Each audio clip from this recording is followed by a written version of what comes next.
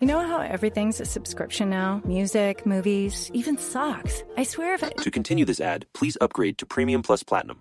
What? No. Anyway, Blue Apron... This is a pay-per-listen ad. Please confirm your billing. Oh, that's annoying. At least with the new Blue Apron, there's no subscription needed. Get delicious meals delivered without the weekly plan. Wait, no subscription? Keep the flavor. Ditch the subscription. Get 20% off your first 2 orders with code APRON20. Terms and conditions apply. Visit blueapron.com/terms for more.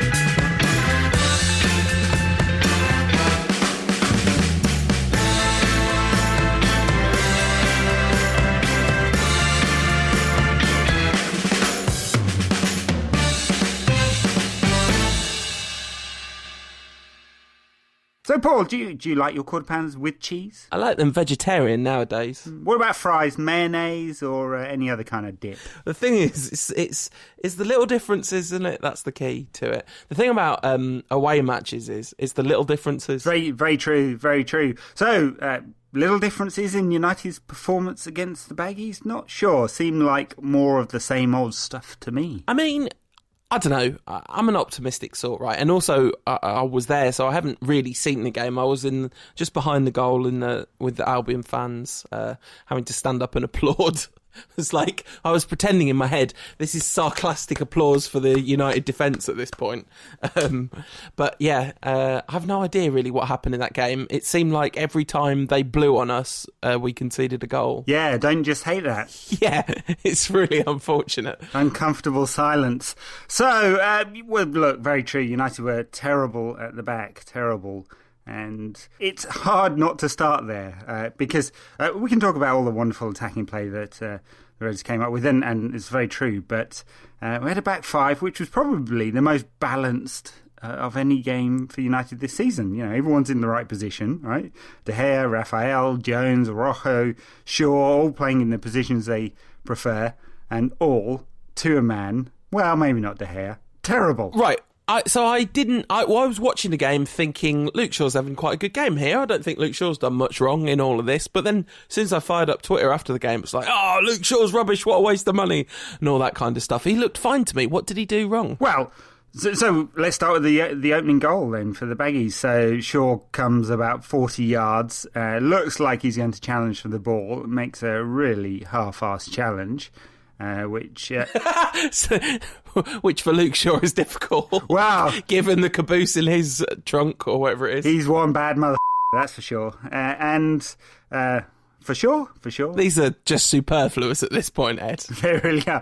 Yeah, 5 points if you can guess what we're talking about. Anyway, so Shaw makes this kind of half-assed challenge and it's flicked around the corner far too easily. So that's mistake number one for Shaw. And then since we're talking about that goal, Di Maria doesn't track back at all or sort of jogs it back. Rojo's 3 or 4 yards off his man, and it's a goal. And, you know, at least 3 mistakes in there, and then we can talk about Daley Blind treading water as he's trying to track back.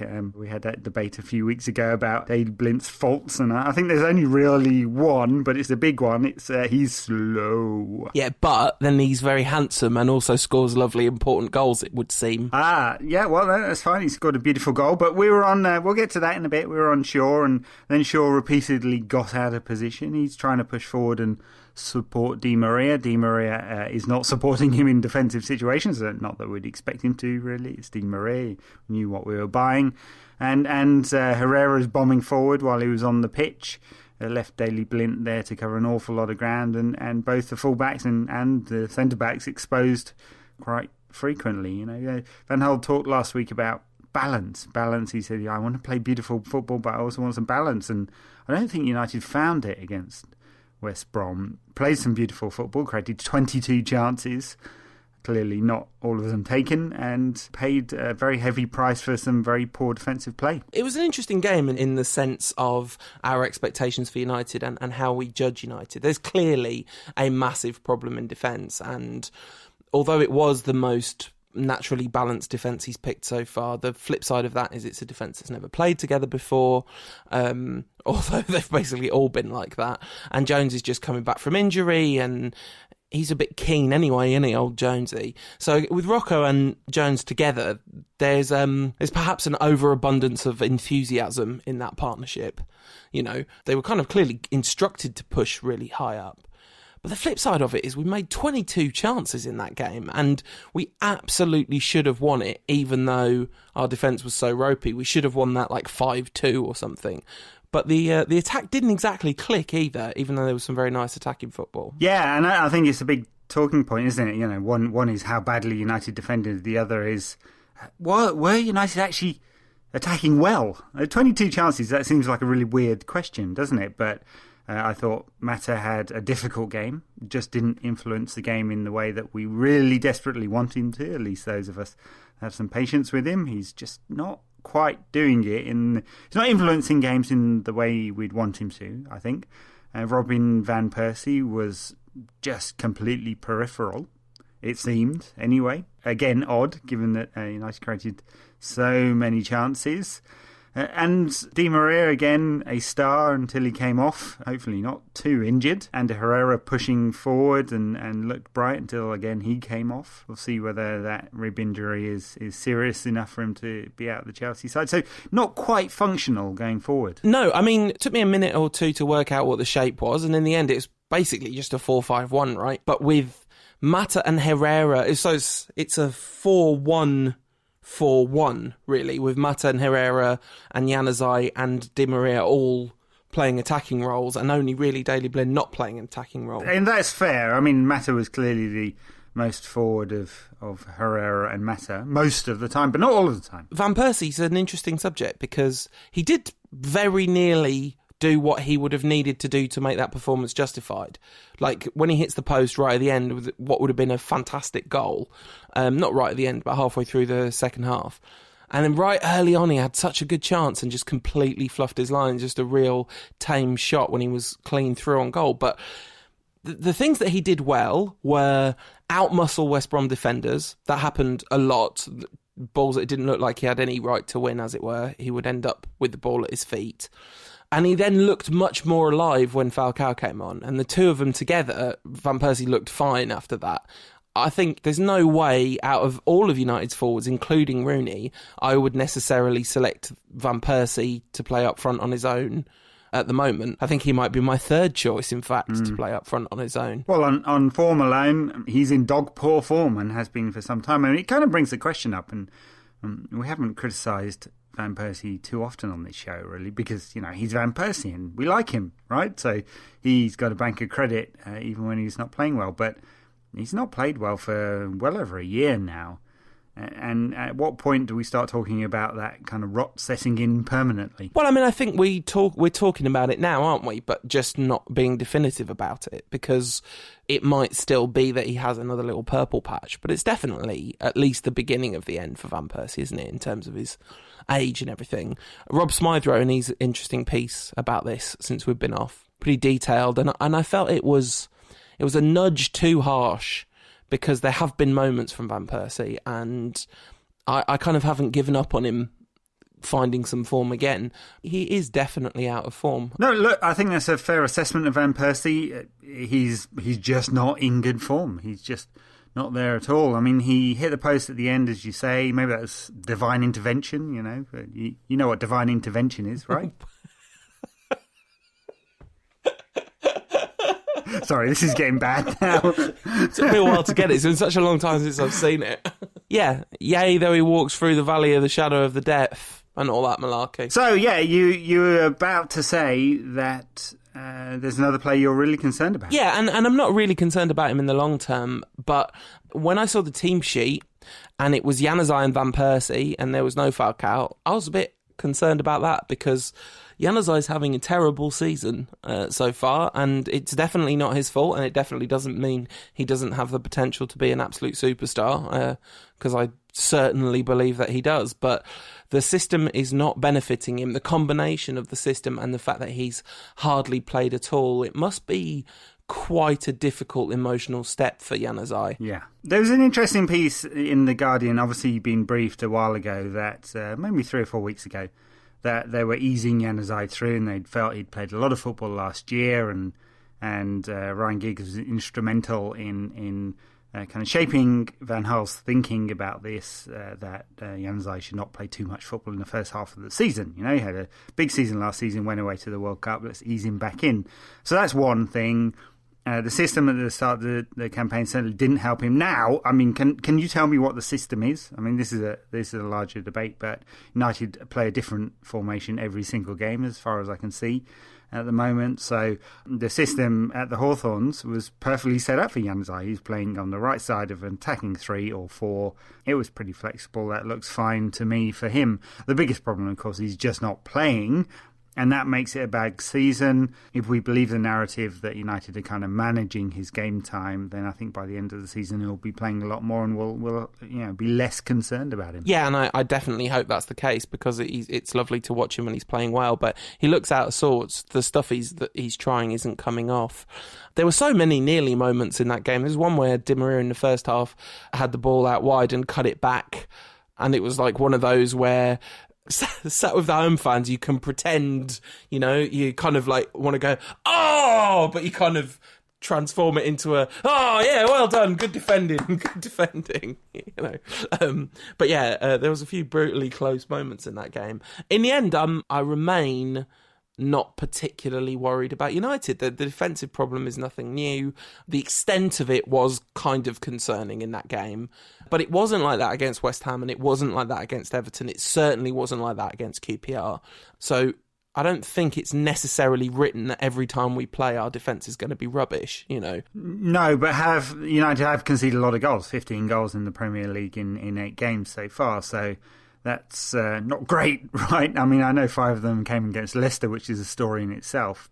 But there's clearly goals being conceded by United. None of it is helped by the rampant change in personnel every single game. And a lot of that's to do with injuries, of course, an influx of new players, changing systems. And so a lot of flux. You'd think at some point Van Gaal would think, well, something's got to stick. Right, so if it's not the players because there's too many injuries, then maybe it needs to be the system. I mean, you said we played a different formation every game, but didn't we play exactly the same formation against QPR, Leicester, West Ham and Everton? Or variations on a very similar formation in those 4 games? No, we played two wider players last night, right? No, sorry, yeah, I'm saying up to the 4 games before the West Brom game have pretty much the same formation, and the West Brom game, that's the first game where he's moved away from the diamond since he went to 4 at the back, isn't it? So he started the season in a 3-1-4-2, 3-5-2, 3 at the back system. He switched in that first game to a 4-3-3. He played 3 and then 4-4-2 in the next game. He's played a midfield diamond. He switched within games to 4-2-3-1, which, last night you could try and pretend it was. It wasn't really, because of where Herrera is playing. He's played 4-1-4-1. So I think the problem is Van Gaal wants his players to be intelligent and flexible. He wants to be able to switch formations through a game, and that's fine. I mean, look at Holland through the World Cup. They played different systems in each half almost every game, right? They were switching between 3 and 4 and different formations going forward, and lots of flexible players. But that's a bunch of players who are growing up in the Dutch way, the Dutch system, where they do that all the time. And they've been playing together for the best part of the last 2 years while Van Gaal was with them. This is United 3 months into Van Gaal's reign, chopping and changing all of the time. So, that's an observation rather than a criticism per se. Although some of it's saying if there are things that are unstable, like the amount of injuries we're having at the moment, maybe something needs to stick, and maybe it's the formation, and maybe he's going to stick with 4 at the back right the way through the season now, but there is a lot of change and flux at the moment. Yeah, is there though? I mean, there's been a lot of systems played, but he played the same system for 4 games, then he switched it up based on the personnel available to him, presumably he just didn't think Falcao could play 90 minutes or whatever it is, 60 minutes even, against West Brom, and because he wants to play him against Chelsea or whatever, and the international break, he's come back tired and all that stuff.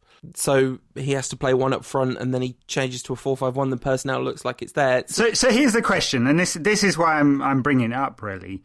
if you think of the really good sides, do they switch formations based on the personnel available, or do they slot personnel into the formation they want to play? But the really good sides have been built over time, right? And you're absolutely right. We're not there yet, but what he's got to work with so far means he has to do a bit of switcherooskies. Okay, so yes, and that's fair. My challenge is that helping or hindering United, right? So there is so much change at the moment that from one week to the next, I mean, he talks about his philosophy. I couldn't tell you what it was, right? I have no idea. I put that on Twitter, and I got a lot of smart comments back saying, "Oh, well, obviously it's passing game." Well, obviously it's passing game, except for the first 20 and the last 20 minutes against United. United were launching it long. Right, so in some games United have tried to play a possession game. Sometimes they've tried to play it one touch. Sometimes they've pressed. Sometimes they haven't. So against West Brom, didn't press at all. Not at all. And so we're talking about fundamentals, system, tactics, strategy, attacking situations, defensive situations, first phase and second phase, different ways of playing there that are changing constantly. But I mean, and maybe that's what Van Gaal wants for United. Great, but it's clearly going to take some time if that's the case. And maybe, and it's an open question, maybe at some point he's going to think about fixing some of that, so we know what we're playing, or the players know what they're playing. Because I couldn't, from that performance against West Brom, I couldn't say that there were too many players on the pitch in a red shirt that knew exactly what they were doing on that pitch. No, and I think that applies most profoundly to the defensive shape. Not just the defenders, but as you said, I think a lot at the beginning of, not last season, but the season before, the problem with our defensive instability was the structural instability. And I think that's where we're counting the cost of this change. But I think you've also described Van Gaal's philosophy, as far as I understand it, pretty accurately, which is intelligent footballers who can switch based on the circumstances, that ideally you play possession football when you can, and then when you need to, but you're not a slave to possession football, essentially, and that the opportunity for pressing is taken when it's there, and then when the opportunity is not there, you don't press, and you stay structurally sound, which obviously, like, that part of it hasn't twigged. But the kind of disjointedness of the multiple, not disjointedness actually, the complexity of the philosophical approach is not hampering United's attacking football. Like, United's attacking football is looking, it's not quite totally clicked into place, but it looks dangerous and effective and committed. And one thing we can certainly say about the philosophy is that it's an attacking philosophy, right? That this is the basis of the philosophical approach. I don't disagree that it's an attacking philosophy, or at least we think it is. I think a lot of it is brilliant individuals, and there isn't a lot of team play there. So, chances created against Baggies, only 8 on target, so, 40% or something like that. So United are not getting into good situations, I think, most of the time. Some of those were speculative. And I'm not entirely sure that I agree with you about your comment about pressing when the opportunity is right. Actually, I think in the first sort of 10 minutes or so against West Brom, United sat off. Clearly, as a superior side, United should have been trying to win the ball higher up the pitch. And it's an odd one, right? Because I think throughout Van Gaal's time as a manager, he has sought to press high up the pitch, because that's when you win the ball back, especially against inferior sides, and that's when your attacking players do some real damage. So I think that one's a little bit odd. And I guess my challenge here is that it's not necessarily a criticism of Van Gaal per se, although some of it is. But I don't think this point about a philosophy has really embedded itself. I'm beginning to feel that that's kind of cliche and a catchphrase, rather than something that's absolutely and definitively showing itself in the team. Maybe he's right. Maybe it takes a long time for it to blossom, and eventually it's going to click, and we're all going to realise exactly what United stand for. Because right now, I don't think it's clear. We can say, well, it's an attacking philosophy, it's possession-based football, but actually when you look at the minutiae of each game, they don't really pan out like that. So there are some issues there to resolve first. Sure, there are some issues there to resolve. Like, I totally take your point about the pressing issue. The thing is, I didn't say it was about attacking football and possession football. I think the possession football is a red herring because Holland played a ton of direct balls in behind when it was necessary in that last World Cup, and actually we've got some personnel that can make really effective use of direct play. You said there's not been much team play, and I think that is just not my experience of watching United this season. Some of the interplay has been fantastic and the best we've seen for quite some time, because Van Gaal's really... The whole thing hasn't clicked yet, but I'd argue that if you pick out the best... pick out the best hour of this season so far, and that's not by any means saying everything's all rosy in the state of Denmark, but or Holland more appropriately, but you pick out the best hour of attacking football this season and it's beautiful. It's got a lot of personality, and personality goes a long way.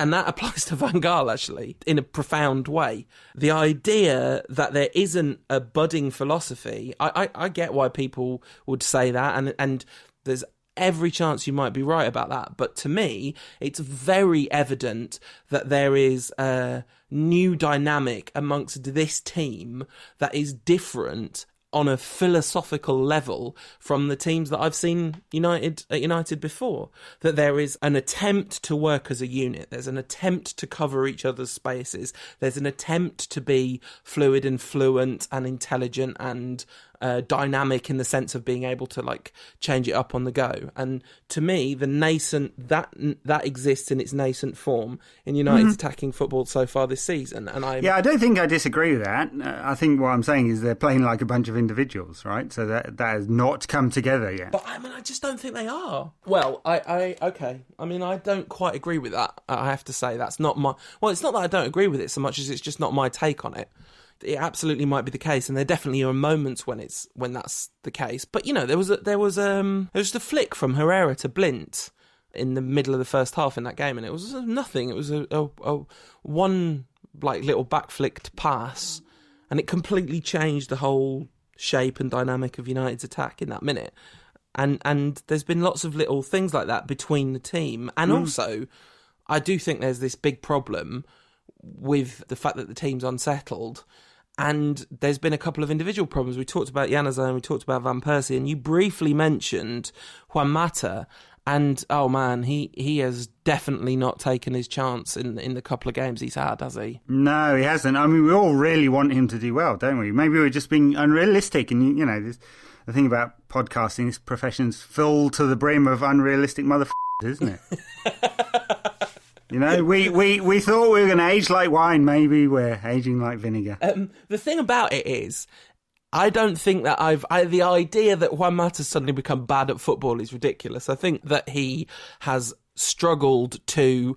he's had a number of knocks to his confidence, and I think the fact that he knows he's clearly not in the first 11 in the natural order of things, he's taken it hard, and he hasn't responded how you would hope he would have responded. But it's understandable. But it's not an excuse. It's a reason. It's a thing that is happening, but doesn't mean he should be guaranteeing his spot. And as painful as this to say, when he's back, you got to put Rooney back in that team, and I think that's a real shame. Have you got to put Rooney back in that team? Have you?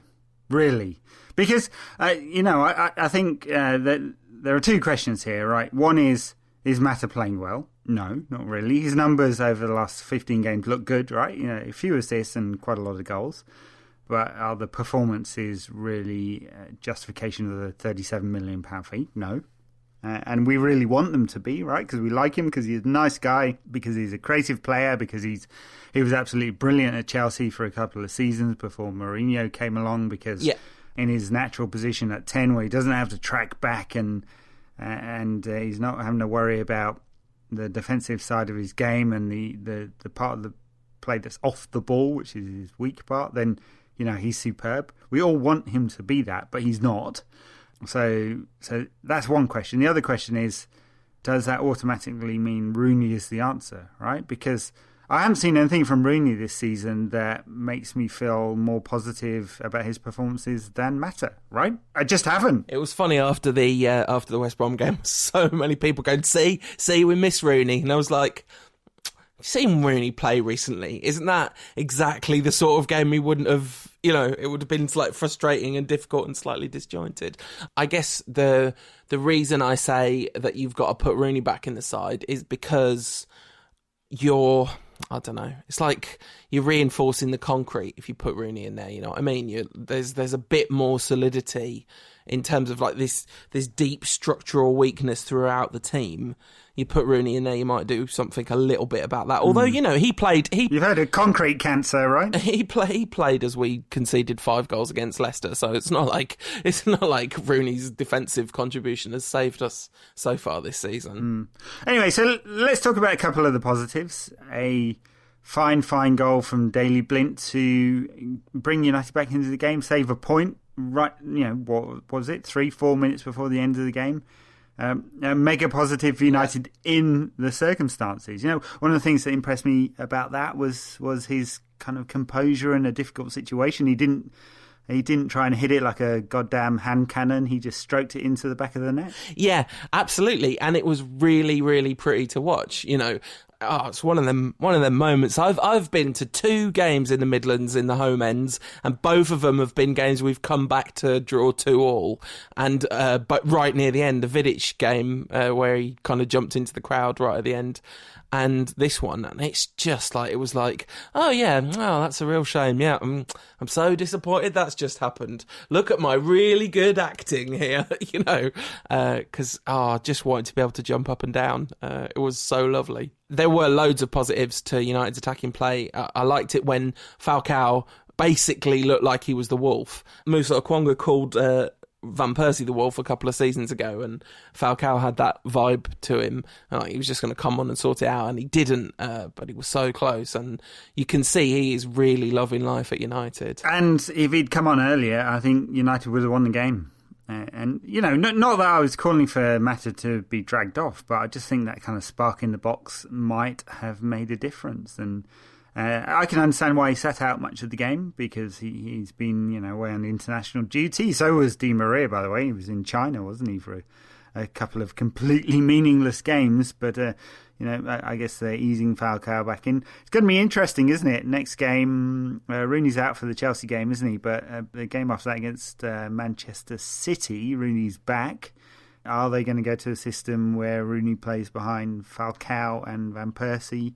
Be interesting, because it's going to leave United extremely exposed in defensive situations. But one that comes up, as it is, United played a system with Di Maria and Mata and Herrera and Januzaj and Van Persie, and it created a lot of chances. Yeah, it did. And we can't talk about this game without talking about lovely Marouane Fellaini and his lovely goal. What a lovely goal. And he does seem like, apart from the elbows, a jolly decent fellow, Marouane Fellaini. And it was very nice to see. And he took his goal absolutely brilliantly. Because, at half-time, of course, the West Brom Twitter account mocked him. But I'm sure they weren't alone in mocking him and being a bit like, oh, my goodness. I believe I may have said, if Fellaini's the answer, I'm not sure I want to know what the question is, to the person I was at the game with. But, of course, it turned out Fellaini was indeed the answer. And he scored a fantastic goal. And actually, it's fair to say he probably added a bit of important presence in midfield. Well, you know what I said when Fellaini scored? I said, God damn. And which was the reaction of many United fans, I think. And was that his first goal for United? Yeah. Yeah, it was. Apart from in a friendly. And a fine goal as well. Took it on his chest. Of course he did. Past the defender. Of course he did. Of course. I mean, that's the thing he does. That's Fellaini. He's the best chesterer of the ball since Mark Hughes. Dwight York was very good as well, but not really noted for it because he had other qualities, old Yorkie. And Fellaini took it on the chest, turned and smashed it into the net. Very fine goal. As for his presence, he caused some issues up front, although, I'm watching on telly, you're in the crowd, I'm watching on telly thinking, commentators getting a bit excited about this. There's one cross where it was hit about 4 yards over Fellaini's head. and Fellaini sort of in a big lump, and the commentator screams, "And he's causing chaos already!" I'm like, maybe not. That might be reputation going ahead of him there. But he did all right. He won 2 headers in the game, and there was a lot of talk afterwards about whether Fellaini should be in the United side for the match against Chelsea. Yeah, it's a slightly depressing conversation to have, isn't it? But I suppose it's one we'll have when we preview the Chelsea game. And he did have a very good second half in that game against West Brom. I think he had a very good second half because that goal was massive. It gave the whole side a lift. And you know, when Blind and Fellaini are scoring, you've got all that attacking on flair on the pitch, and those are the 2 players that score. There's something quite good about that, of course, because... You know, and there's something very good about the fact that United didn't lose that game. Of course, we can't be celebrating a 2-2 draw against West Brom as a good result, but I'm basically spending this season looking for growth, looking for reasons for optimism, being aware of the causes for concern, but it's not like last season where everything just seemed to be getting worse and there was no sign of improvement and all that kind of stuff and no sense of direction. And the one thing I really... kind of adamantly feel is that there is a sense of purpose and direction about this United side that is building towards something. Yeah, I agree. I just don't think we're there yet, but no, clearly we are not. building towards something, and that's why everyone's feeling lots more positive. You know, actually the results vis-a-vis Moyes are no better, really.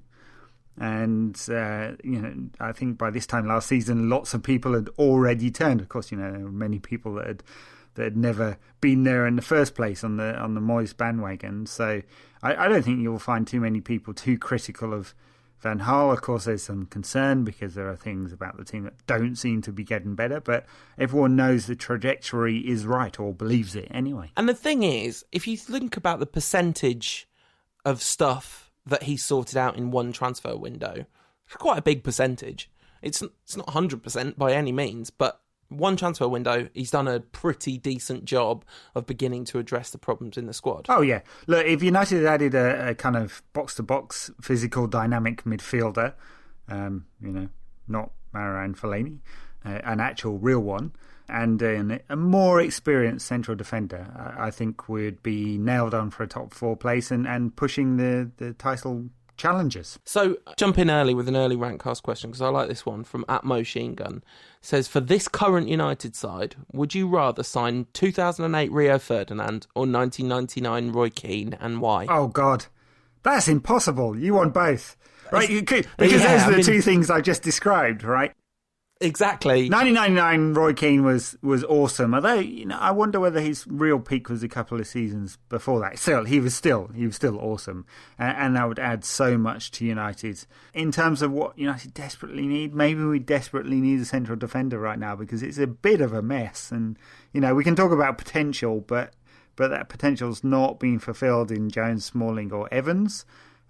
Blackett will see where he goes with his career. McNair, again, there, a couple of bright games, doesn't really mean anything in all honesty. Nope. And Rojo is experiencing some of the difficulties in adaptation that I thought he might. Yeah, although he's also saved us a lot as well, Rocco. There may be things that you could draw attention to and criticise rightly, but there is a balance as well where it's like, oh yeah, he's also done some very good stuff as well, Rocco. But I'm worried. No doubt. For the first goal for United, though, he's 2 yards away from the defender. And that's pretty unforgivable and not one that is as easily spottable as being 15 yards out of position, Alice Shaw, but just as critical. Yeah, and some of the passing is really worrying. Not the accuracy of it, but there is some sloppy passing out of the back, like just overly composed, let's say, to use a particularly generous phrasing. But I think it's interesting, the thing about Keane or Ferdinand. Like Roy Keane, you put him in the side and you almost like guarantee yourself, I don't know, an extra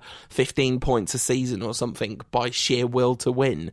But what Rio would do, 2008 Rio in particular, is, I've always said this about him, he makes whoever he plays on alongside look way better because he's incredibly good at shepherding his partner through the game. Yes, no, I completely agree with that one.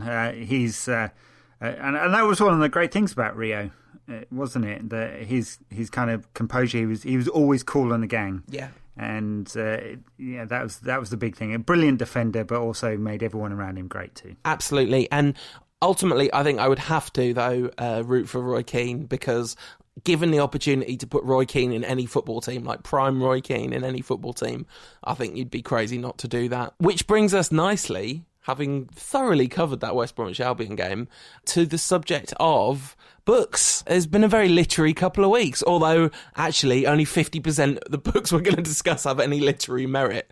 Roy Keane's book has been causing all of the headlines, and you may feel that you've sort of read Roy Keane's book via Twitter and the newspapers and stuff, but really you haven't, because it's a very well written book, because it's ghost written by an actual human writer of books rather than a Telegraph sports journalist. So it's phenomenal. It's interesting because you've got one man who is relentlessly committed to self-analysis and like taking his fair share of the blame, even when he probably doesn't even have any of the blame. And then you have another man who is relentlessly committed to avoiding blame. It's never your fault. It's never your fault. Sir Alex Ferguson, it's never your fault. Well, quite, yeah. I have to say I really enjoyed Roy Keane's book. Look, it's written by Roddy Doyle, so he kind of beautifully wraps up the narrative, doesn't he? It's very matter of fact.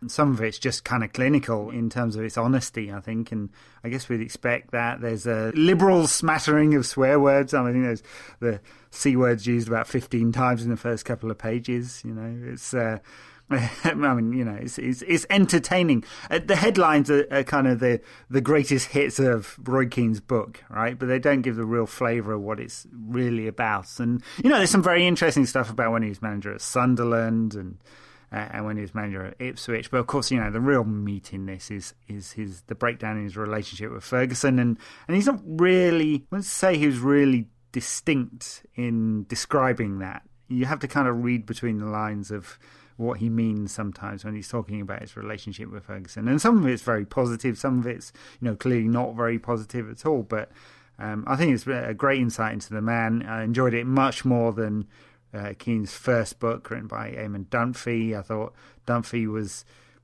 yeah, kind of introspective, and maybe he's reflecting Keane at the time, I don't know, but he's kind of introspective and critical and seeking to pick fights, and this new book by Keane wasn't doing that at all, and you know, I really enjoyed it as a result. Yeah, me too. And it's kind of interesting. The book opens with him talking about the last book and the fallout from the last book, and it's very interesting to hear that from his perspective. And that's the thing, you feel like you are getting Roy Keane's genuine perspective on things that happen. Now, the word that is frequently associated with Roy Keane by United fans who are less than keen on the way he's behaved is bitter, which I think we talked about this last time Keane and Fergie were at each other's throats.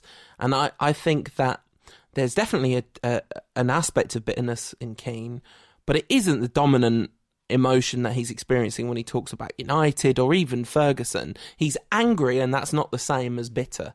You know? Well, quite. You know, he's a man who takes his kids to United. Right? Yeah.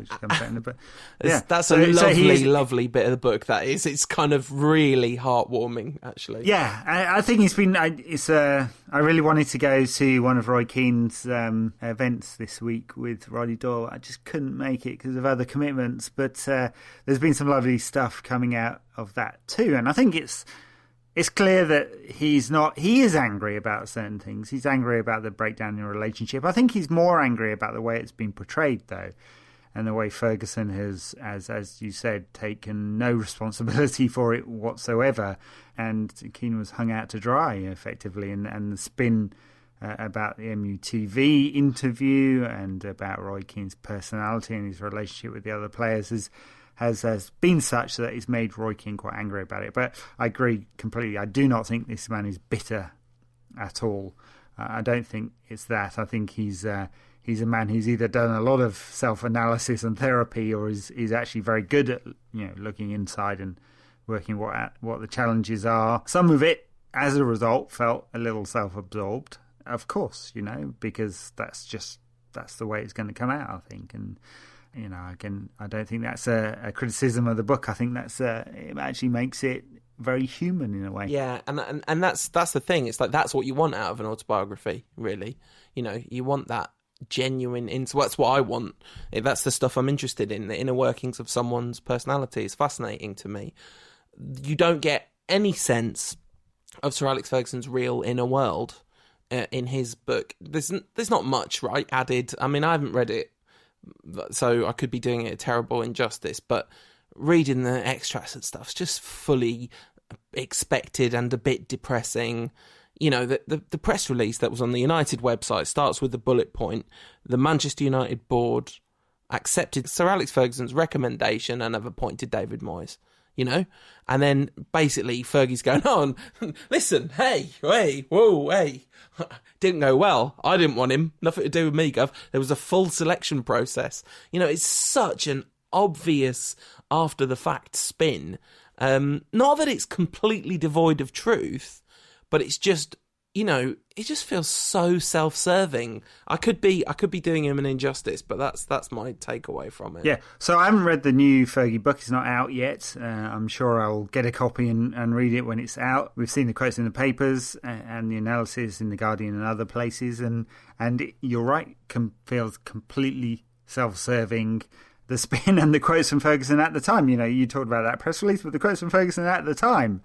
You know, I made a decision, everyone was unanimous, went round to his house and told him he'd got the job and all of that, and the same from Moyes as well. It's clear that Ferguson was a driving force behind Moyes' appointment, and as someone asked very sensibly, if he wasn't, why on earth would some people as cold-blooded and rational as the Glazers appoint a man like David Moyes who'd never done this job even nearly to the same capacity before? Why? It doesn't make any sense. So I think this is some desperate retrospective spin. I think it says a lot about Ferguson, actually. Not only that he's obsessed with his kind of legacy and his reputation at the expense of everyone else's, because I thought, you know, I read the book when it came out last year, and I thought it was kind of petty and seeking one-upmanship all the time.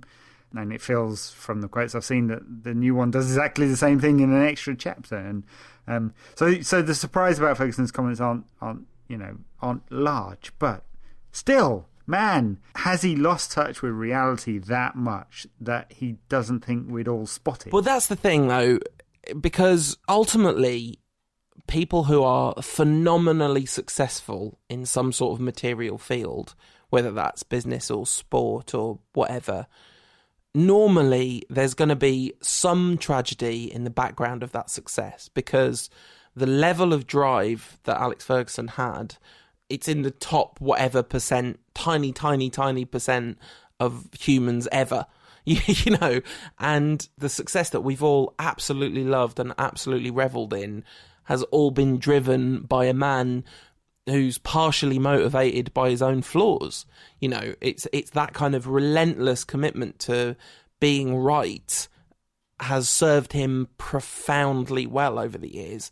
And it's just the problem is that there's the flip side of that, where you know, if Ferguson and Keane both relate to you the story of something that happened, of course the truth isn't going to be fully expressed by either one of them, but I know which way I'll be leaning. You know, I know who's probably got the bigger percentage of what actually happened in the mix. Hey, well, Fergie, my name's Pitt, and your ass ain't talking your way out of this.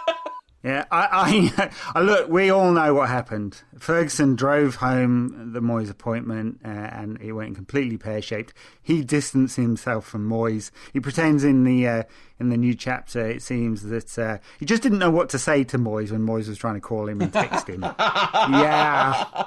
All right, Fergie. Yeah, we believe that one.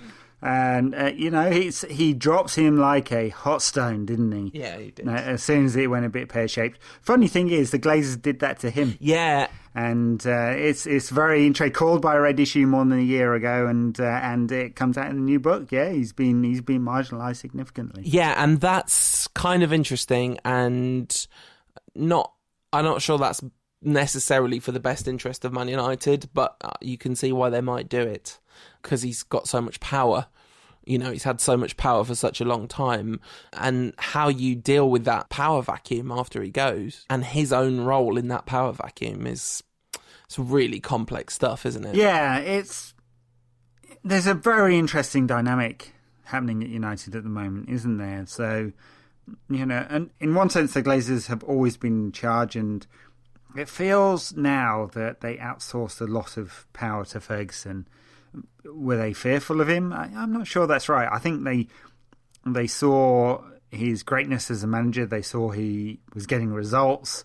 They made the sensible business decision not to interfere with that part. You know, he always says they don't interfere with my job, and that's why he praised them so highly. Of course, they interfered with the financial side of things. And then, you know, when it comes to the change, they have kind of outsourced so much more to Ed Woodward now, it seems. He's the main decision maker and not even nearly as competent, I think, at driving home things as Gaal and Ferguson were. So you have a big gap, you know, and the focus appears to be solely on the commercial side of things, and the football side of things. They're hoping that dropping in Van Gaal will create the miracle of change. And, you know, Ferguson alludes to this in his book. You know, he's talking about the facilities, and he's kind of answering some of the media criticism that somehow the facilities were not up to scratch at United, or things were antiquated, or the iPad analytics were going to save United, and Moyes' bunker, and Ferguson's clearly old school and has kind of rubbished all of that. You know, United were very happy to spin this at the time, weren't they? But now that's all changed, and we've dropped an old school guy in there, and he's going to save everything again. And you wonder whether this change is created such a structure in the vacuum of the systems that United, there'll still be problems, no matter how brilliant Van Gaal might be. Yeah, although you think that he will probably, or I would think that he would probably fill some of those gaps himself, because he's a power guy. You know, he's an organisational player too. That was the big problem at Bayern Munich, wasn't it? That there were too many powerful figures above him. But what happens when Van Gaal leaves, right? Same problem all over again. And except that you hope that there's genuine succession planning this time, because you're not going to have the chief executive and the trainer coach leaving at the same time. So you're going to be able to more effectively manage that transition. And he's already been talking about giving the job to Giggs. Yes.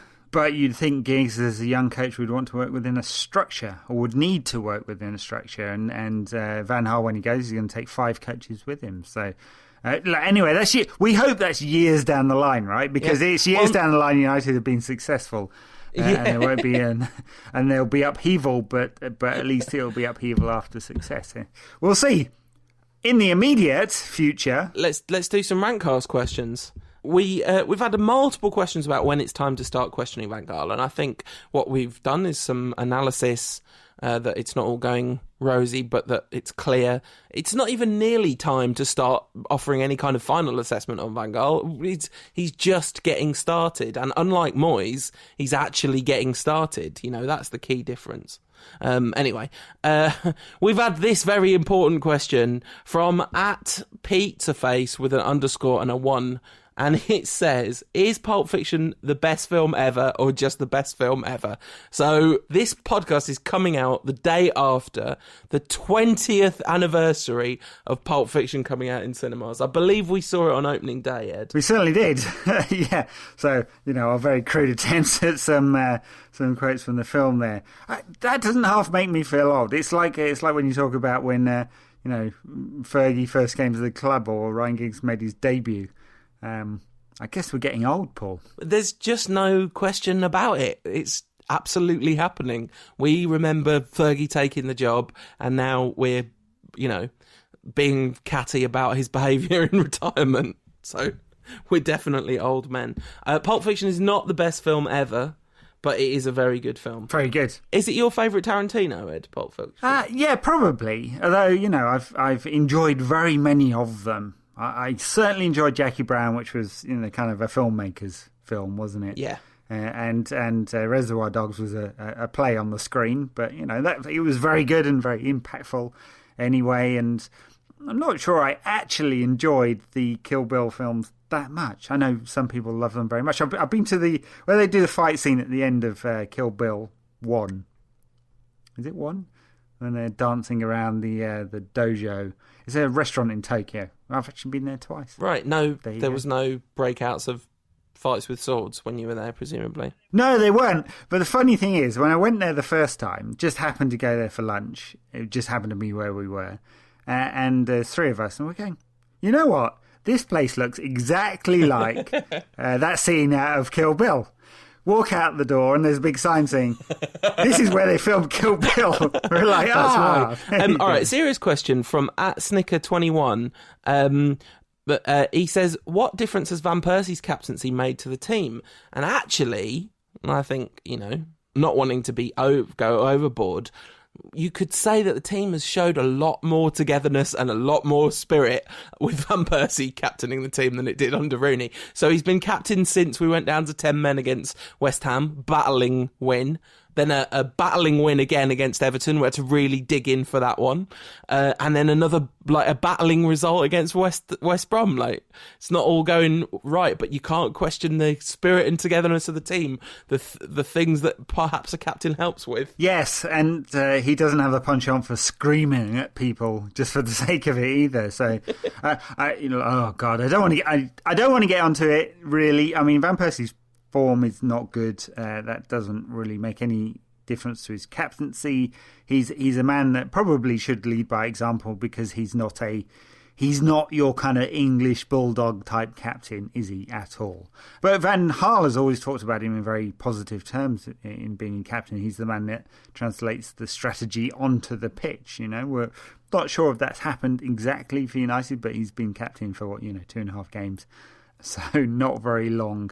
Rooney will come back and he'll be the captain again, and we'll get a very different type of captain. And I guarantee against Manchester City, right? It's Man City. It is, isn't it? It's Manchester City that Rooney will be over trying, and so we'll see the arm flapping around, screaming in players' faces, sprinting around like a headless chicken. Rooney, absolutely guaranteed, because he's come back. He has to prove himself, and it's the derby.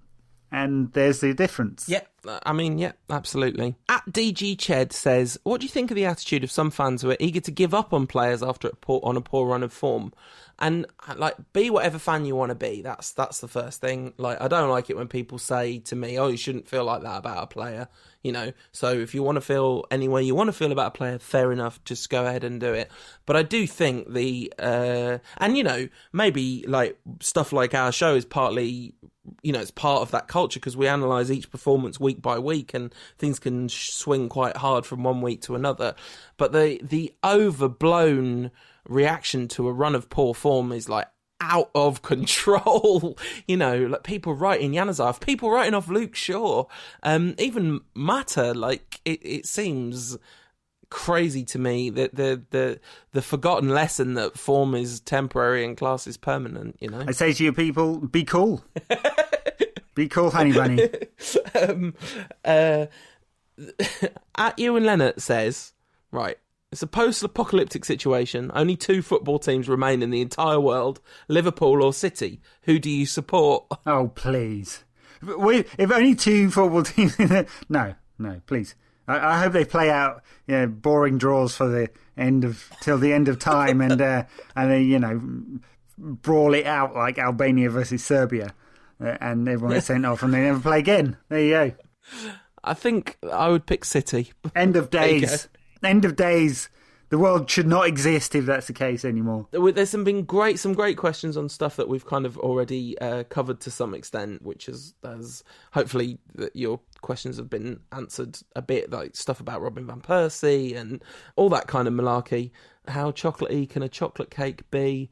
I just saw this question earlier, and that's from @tush10_MUFC. I was thinking about this earlier, and I reckon you could have chocolate filling in the middle, and then chocolate cake and chocolate icing, and chunks of chocolate in the cake, and then chocolate flakes on top of the chocolate ice cream, and that's about on top of the chocolate icing, and chocolate ice cream on the side, and that's probably about as much chocolate as you could get in a cake. How much importance, says @Kevin Livingston, do you put on a manager's presence on the touchline? Why do you think Van Gaal has been so withdrawn? It's obviously a stylistic thing for Van Gaal, isn't it? It's he is trying to watch the game, not shout at his players. Yeah, I put no importance at all. I always thought it was a kind of nonsense argument when it came out about Steve McLaren, or any other England manager. He wasn't jumping around screaming, shouting, and it's something about either British fandom or British media culture, or a cycle of both. That captains have to be that way and managers have to be that way, screaming and shouting, and showing their emotion on the sidelines, and that's what a good manager or captain's all about. And that's just not Van Gaal. He's an analytical coach. He likes to analyse the performances of players, and he's not one for jumping up and down. I think it makes no difference whatsoever. I totally agree. Okay, let's move on to the week ahead, and in fact, looking a little bit further than that, at Rajman74 says, what would be a positive points return from the next 3 games? So, am I right in thinking we play City, Chelsea, and then is it Crystal Palace at home? It's Palace and then Arsenal after that. Yeah, 4 points, 4 or 5 points. It's not very ambitious, that is it? But maybe that's a realistic points return. I mean, it could be worse than that. It could be 1 point. Yeah, I think we'll beat Crystal Palace at home, Ed, with quite a good football team. But you might be right, of course. I think we might beat Chelsea. I don't know. I know it seems like such a stupid thing to say when I think about their attack and our defence. But then I think about our attack. And, it's good, isn't it? It's good our attack is. We could score goals against Chelsea, right? That's if we get the ball, yeah. I mean, lots depends, of course, on whether Diego Costa is fit. It looks like that's not going to be the case. At least that's what Jose Mourinho has said. I'll take that with a pinch of salt, I suppose. But that will be a relief to whoever plays at the back. I guess Jones and Rojo will be the central defensive pairing. But Chelsea, they're just playing well. They scored a bag of goals against Maribor in the week. They've been scoring in the Premier League. They look completely dominant in games. They look like they're odds on for the title right at this moment. It kind of makes me think a few years back when United were going through a tough time. Not as tough as this, but a tough time. And Chelsea came to United and there was a fabulous atmosphere at Old Trafford. The place was jumping and Darren Fletcher scored the winner. And it's completely against the odds. So it could happen. It could happen. I don't expect it to be honest. Right here and now, I think Chelsea will exploit the weaknesses that United have, but you never know. Yeah, I mean, I guess there's so many danger men in that Chelsea side. Fabregas has taken to it like a duck to water, and I guess we're all hoping that he has his traditional post-Christmas dip, right? But he's made so much difference to that side, almost more than Costa, who just can't stop scoring goals until he was forced to stop scoring goals by his hamstring. But then, Remy played instead and Fabregas just pulled all the strings and scored himself. And, that he's the man, isn't he, at Chelsea? And Hazard is fit, isn't he? Nothing up with Hazard as far as I know. No, and he had a superb game in the week. He creative, attacking, pace, scores goals. He's an all-round player. I mean, United are going to find that there's top quality in all parts of the pitch. But, Chelsea are going to find that there's top quality against them in some parts of the pitch. So, it's all parts of the pitch versus some parts of the pitch, and the scrappy underdogs win. If Rocky teaches us nothing else, that sometimes happens. It's hard to be super optimistic about this, but I could see Van Gaal making some pretty specific changes. I can definitely see Fellaini being in the starting lineup, and that kind of, he's just had a decent half of football. I think ultimately it's probably going to prove to be a mistake to play Fellaini because I can't see him really imposing himself in the midfield in that game based on every time we played a big game last season, he was completely absent.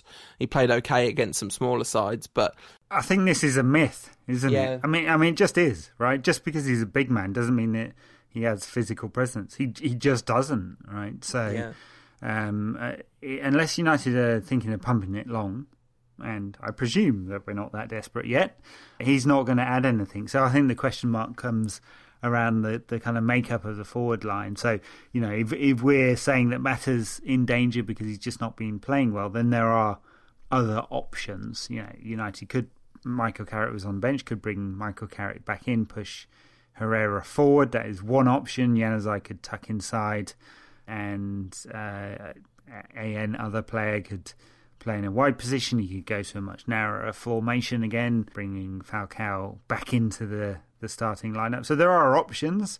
It's not simply Mata and Fellaini. I don't really think Van Gaal will do it. I mean, he doesn't feel like that's the obvious the obvious change here, but it could happen. I don't think it'll be Fellaini for Mata. I think it'll be Fellaini for Herrera, because he was kind of rushed back against West Brom and it didn't look good at all. Went off at half time. He looked like he was struggling for a lot of that game, a lot of misplaced passes and stuff, and just not quite a non-Herrera-ish performance. So I think Fellaini or Carrick in for Herrera.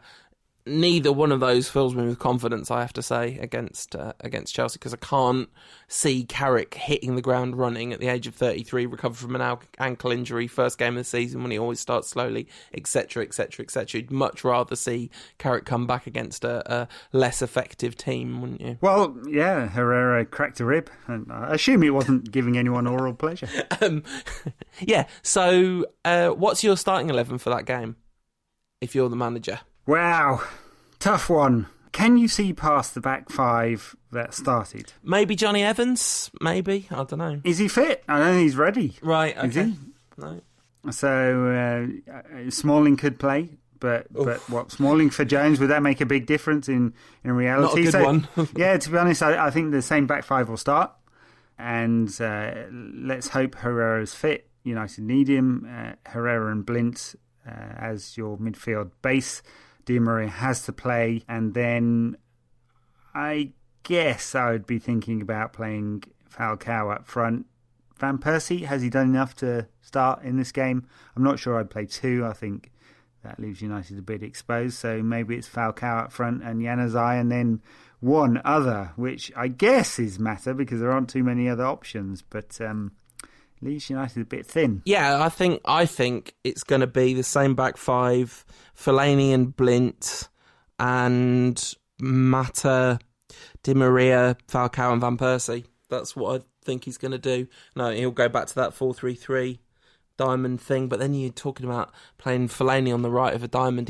If Valencia was fit, he might bring Valencia back, but he's got some difficult decisions to make, and I think it's going to be a difficult game. But I retain a weird, irrational optimism of the kind I've not felt since the 2011 Champions League final. That worked out well. Yeah, it did. Sorry, everyone. All right, what's your prediction for that game then, Ed? I hate to say it, but I think Chelsea are going to come to United and win. And United have been good at home, good-ish. At least the results have gone well. Haven't been good away from home. So we'll have a different conversation after the Chelsea game about Manchester City. But yeah, can we not have another week off? Yeah, could do. No, I'm sad to say, but I don't want to be too negative about it. But I think Chelsea will score first and keep it tight, and that'll be it.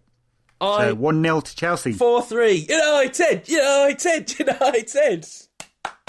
We're going to beat them 4-3. That's what's going to happen. My name's Paul. And it's between you all. All right, once again we would like to massively thank our producer Tom, who makes this all possible every week, so his efforts do not go unappreciated. Follow him on Twitter at TeejSound, TEEJ Sound. You can follow Ed at United Rant and me at UTD Rantcast. You can read what Ed has to say on unitedrant.co.uk, and you can read what I have to say on the Bleacher Report. This show is donationware, so we do this for fun. If this is of value to you and you want to chuck us a few quid to I don't know, show appreciation or whatever, much appreciated. That's unitedrant.co.uk/donate. And a massive shout out again to the gentleman whose chosen donation was the use of his season tickets for a game. That was much appreciated, that one. And if you would be so kind as to leave us a review on iTunes, that is super helpful for getting the word out about the show. So thank you very much for listening, and we'll leave you with this. This podcast is part of the Sports Social Podcast Network.